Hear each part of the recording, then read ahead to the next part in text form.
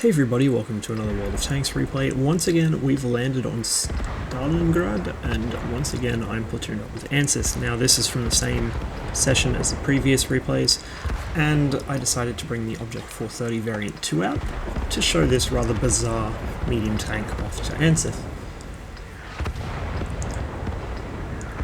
The number one platoon on our team may look familiar. Unless I'm very much mistaken, those are the guys we just defeated in the previous game. Our team does have the better players, but the enemy team seems a little more consistent. They have more heavily armoured and heavily armed TDs. They also have a pair of IS-7s. However, the team comp's not too bad. I'm not too worried about our team. And I make a quick rush towards the mill. Now this time I actually went the right way, and Ansith is of course following along behind me. You can see the 430 Variant 2's speed. This thing is not slow. In fact, it's quite fast. It's also very low to the ground, and its acceleration and general handling is quite good. It's quite pleasant to drive. The only thing that really makes it awkward is the rear-mounted turret. Here I hit the wall and go to side scrape out to spot. Ansith simply drives straight through and very luckily is able to pull back into cover before running into the wall of nope the enemy team have positioned down in H8. There's no point pushing into any of that shit, so we look for another way around. In fact, I decide I want to push around the back of Pavlov's house and see what I can find there. Looking to get shots perhaps into distracted heavy tanks, I instead run into a pair of AMX 1390s. Immediately we engage them. I tell Ansith that we have to deal with these guys first. Unfortunately, they both focus him and leave me alone. Had I been paying a bit more attention to things, I probably would have dived in front of him earlier and saved him a lot of hit points.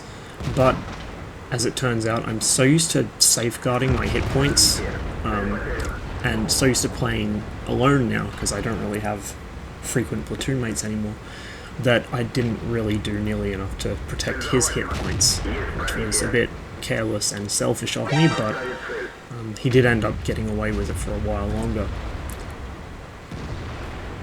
And of course, when you are playing alone and it's just you and the pubbies, it's basically 1 versus 29, so you really have to jealously guard those hit points. When you're playing in a platoon and you've actually got some degree of coordination going on, it's worth keeping your platoon mates alive, and so it's better to share the damage around amongst you than have one person take all of the hits and then you remain intact until the end of the game. Unfortunately there, the E75 singles out Ansith and finishes him off in a single shot, but I'm able to flank around here. I don't push into the courtyard because I realise their tank destroyers are probably going to be turning around. Instead, I go for a side scrape. At the moment, I'm way too angled, obviously. I'm not going to bounce anything at this angle, but it allowed me to draw the Waffenträger and 263 out of cover and get shots into them. Now, I am firing heat because I'm fighting a 263 frontally. I don't want to be firing AP and hoping for a pen here. This guy can now one-shot me if he even slightly high rolls. I'd rather be firing gold and punching through his weak spots fairly consistently than chancing it. Now, even with heat, the 263 isn't a sure pen. As you saw earlier, I was bouncing shots off of it. The key to hitting a 263 and penning it is to actually aim for the gun mantlet, which is rather flat and not very well angled, to aim for the very narrow strip at the bottom of the casemate, which is vertical, just above the engine deck, or to aim for the lower plate.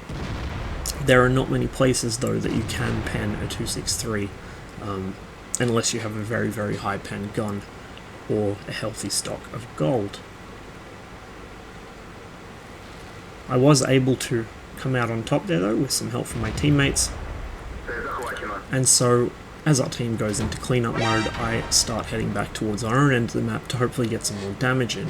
Unfortunately, running headlong into a Jagdpanzer E100 put paid to that idea. It seems our E100 fired an HE round at him for a grand total of 191 damage.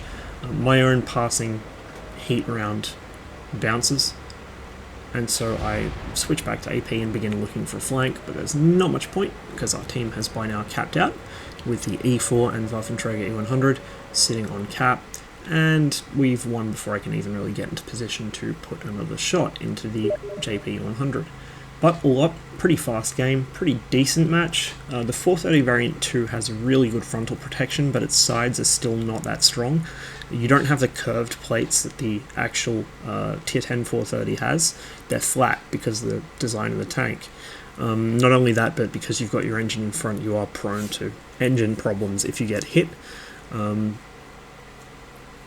Of course, you're going to get frontal fires in the Object 430 anyway, because it has frontal fuel tanks, but this one has frontal fuel tanks and a frontal engine, so you've got a bit of double trouble going on there.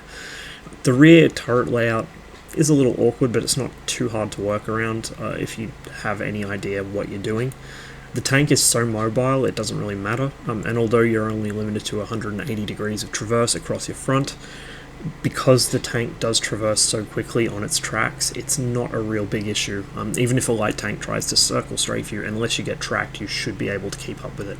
So when you are fighting an Object 430 Variant 2 and you want to get around it, the best way to do so is trying to track it and then moving around it. If you leave its tracks up, it's just going to rotate with you unless you get very, very lucky.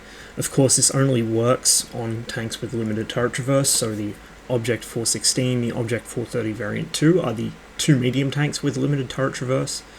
And then for tank destroyers, obviously a lot of the tank destroyers have very limited traverse, but the turreted tank destroyers that can't rotate the turret all the way around include the T-28 prototype, which can rotate it about 270 degrees from memory, and the T-110E4, which has, I think, 180 degrees of rotation. So there are a few tanks that are subject to this, but of course a T-28 Proto, you hardly need to track it to get around it because it moves so slowly. The 416 and 430 are obviously more likely candidates for that. Between them, the 416 doesn't really have any effective armor, so there's no point, just shoot it in the front. You can get behind its gun, obviously, to avoid damage yourself, but you don't need to get behind it to damage it. Now, the 430 Variant 2 does have very strong frontal armor for a medium tank, and unless you're able to consistently hit those weak spots, particularly on the turret, the cupolas themselves, and then the little inlet for the gun sights, those are really the only weak spots, not because they're thinly armored, so much as because they're not as well angled. So even those flat spots around the gun sights are 248mm thick, they're just flat. So those are your weak spots frontally speaking against this thing. Obviously the lower plate as well, but this thing is so low to the ground, there's not going to be many tanks in the game that can hit its lower plate at close range. In fact, you'd be lucky to track this thing at close range. It's so squat that there's probably like 60 or 70% of tanks in the game would not be able to hit its hull if it was pressed up against them. So that's something you've got to watch out for. If you do want to get up and brawl one of these at close range, track it from sort of mid-range. You don't want to be waiting until the last minute because you might find out very unpleasantly that you can't actually hit its tracks or its hull from where you are. Other than that, general sort of strategies for fighting it aren't that different from fighting a Type 59 or a T-54 or a T-44 or any of them.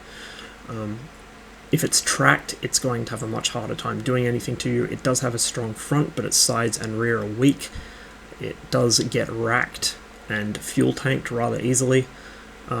You can't let it use its mobility against you. You have to either make it stationary or get so close that its mobility is not an issue. And although it's kind of gone out of fashion these days, partly because there's so many big gun tank destroyers backing everything up, the old strategy of knife fighting, which used to be very popular in Type 59s, can still be used. These days people prefer to engage at mid-range with mediums, particularly T-54s. You don't see them brawl much anymore because most of them are firing heat and most of them just run away when engaged. But if you are able to get into a close range engagement with these tanks, remember that your driver in the T-54 is on one side. You can see where he is from the hatch and the periscopes, obviously, and your ammo rack's on the other. In this thing, the driver's actually sitting in the turret, so you don't have that luxury of being able to tell which side to keep pointed towards the enemy. But Then again, in the Object 430, because your ammo rack's so much further back in the tank, you've got more of an issue really with your engine getting hit, and you can't avoid it by angling the tank one way or another. So basically, just put whichever side of the tank you feel comfortable with into the enemy. And of course, the way the turret's laid out is actually quite good for that kind of fight, because it gives you a bit more standoff between yourself and the enemy. When you're knife fighting in 54s, it can be difficult to get your gun to bear, because your turret is so close to their face. Really, all you can hit is either their turret face, which of course you can punch through with heat, or their cupola. So back in the old days before gold for credits, back when the only way to buy premium ammo was with actual gold, which you buy with actual money, people would tend to aim for cupolas, and so you could block that by waving a gun in front of it or just jiggling the tank around. And it was really like an art trying to vie for position in this close range fight. I used to think, before I found out what side scraping actually was, I thought that's what it meant, like getting up and trading paint with someone. But as it happens, that's really kind of died off because of various factors. You know, just the amount of artillery and tank destroyers that you come across these days, it makes it very risky to engage another medium tank like that. The fact that most people do carry some gold ammo these days, your turret becomes suddenly vulnerable, whereas in the old days, you know, you might have been able to bounce just about every shot sent at it.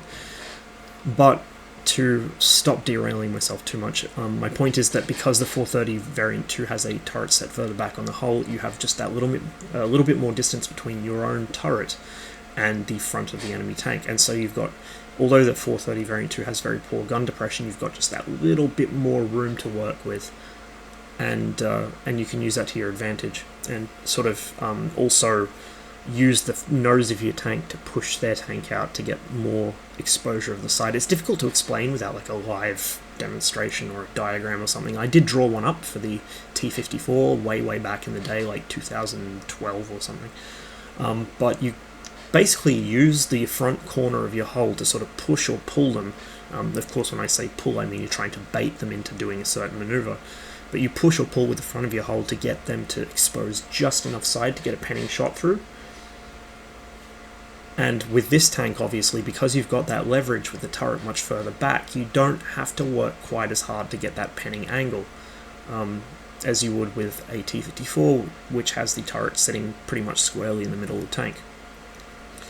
Otherwise, looking at sort of a big picture thing, the playstyle is very similar. They're both very fast, they're both very low to the ground, very well camouflaged, very good armor, very good gun. There's really not that much to separate them. Except for when things get really close and personal. The 430 is a really good tank, the 430 variant 2. It's not that popular, people don't really play it so much. I think it's because the 430 line hasn't really caught on yet, people haven't realised how good some of these tanks are. I think as well there's an element of people being afraid to try something new and really step out of their comfort zone into a medium with a limited traverse rear turret. People just look at that and think, why the fuck would I play that? Well, this is why you'd play it. It's a good tank, it's a solid tank, and it's interesting, it's a challenge. You can't expect to perform well in it, you know, first match, unless you're a prodigy. It took a little getting used to from me, but it really is a great vehicle to go out and play, and because they are comparatively uncommon, it means that a lot of people don't realize how to fight them. Now, there is one point I'd like to make very quickly while I still have the thing on screen here. I'm probably going to end this video as soon as I'm done explaining this, but as well as the obvious weak spots in terms of cupolas and the flatter areas of the turret front, lower front hull, so on and so forth, you do also have this area. Now, I think that's one of the air filters for the engine. It looks like there's some filler caps there as well, maybe a part of the cooling system, but while these fuel cells are not hitboxes, so external fuel cells do not count as hitboxes as far as I'm aware, only internal fuel tanks, so shooting these is no benefit on any of the Soviet mediums. If you hit this, you will actually damage the tank from my experience. Now, maybe I'm talking out of my ass, maybe it's confirmation bias, but I'm pretty certain every time I've taken a hit in this box, it has actually damaged me. I will probably go look in Tank Inspector afterwards just to confirm this and maybe put an annotation in the video or something in the description and so on. But watch out for that. You might think you can side scrape in this tank because the rear turret you sort of can, but I would not count on it. You don't want to be side scraping so much in any medium really, but this one, don't let it trick you. It's like the 416. It looks like it can side scrape, but in practice it's not that good at it. It's much better either engaging right up in someone's face or engaging from a distance and using its really good gun handling in that way. Anyway, I think that's quite enough on the 430 variant 2 for now, before I lose my voice. Hope you enjoyed the video. As ever, I'll see you on the next one.